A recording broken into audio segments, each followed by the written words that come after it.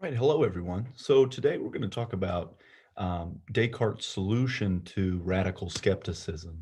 So recall from our last lecture that the meditation sets out to offer a sort of a basis, an epistemological basis for the sciences. So what Descartes does is he doubts all of the perceptions that he is experiencing, right? Thinking that he might be deceived by an evil demon, or he might be just a brain with perceptions being pumped into it by some other source. So, so Descartes is starting from a position of radical doubt, and he's going to reason his way out of radical doubt. So, how does he do that?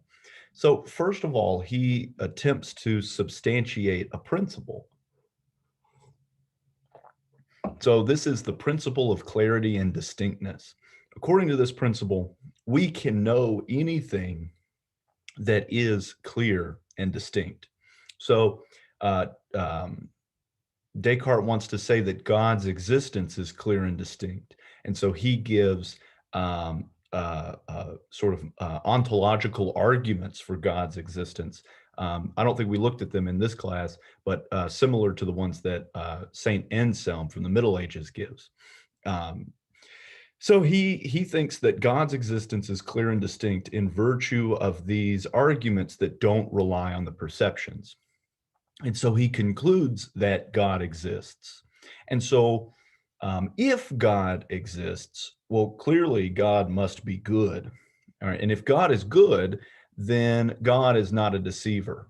Right. And so, given that God exists and given that he's not a deceiver, it follows that he wants to say that given that God exists, we can know anything that is clear and distinct, which actually turns out to be a problem, which we'll talk about in the next lecture. But given that God exists, and God is good, that makes him not a deceiver. It follows that I can trust my sensory experiences. That is, I can trust um, my beliefs that I form on the basis of perceptions, right? So recall um, whether or not this coffee mug exists is true or false, right? Descartes says that I can't believe that it's true just by merely looking at it, right? Because I could be deceived. But since we put God in the picture, we can automatically sort of trust that our senses are producing true beliefs in us. So this is roughly Descartes' solution to the problem of radical skepticism.